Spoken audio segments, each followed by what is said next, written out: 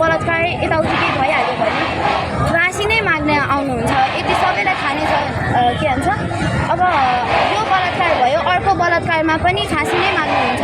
हुन त मेरो पनि धारणा त्यही हो, यिनीहरू अब यो बलात्कारीहरूले थाहा हुन्छ उनीहरूले के गरिरहेको छन् के गरिरहेको छैनन् भनेर। उनीहरू बालक त होइन, बालक भए पनि अब त्यत्रो गर्न सक्छन् भने उनीहरूले त्यो सजाय पनि पाउन एकदम सक्छन् नै भन्ने हो।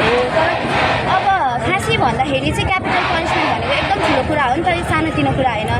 अब यो चाहिँ फाँसी भयो भने हाम्रो न्यायालय चाहिँ एकदम सुधार्नुपर्छ अनि न्यायाधीशहरूले चाहिँ एकदम सोचेर फाँसीको सजाय दिनुपर्छ भइहाल्यो भने चाहिँ। अब अहिले नवउदाउँदो तपाईँको गृहमन्त्री सुदन गुरुङजी हुनुहुन्छ, जो कि उहाँ आफैमा पनि यौन पुस्ताको होइन केही गर्छु भनेर हुटुटीका साथ पनि आउनु भएको छ।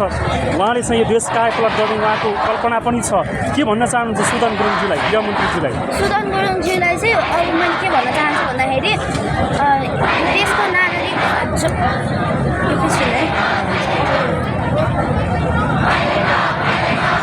हजुर फेरि एकचोटि भन्नुहोस्। अब जस्तो सुदन गुरुङजी अहिले गृहमन्त्री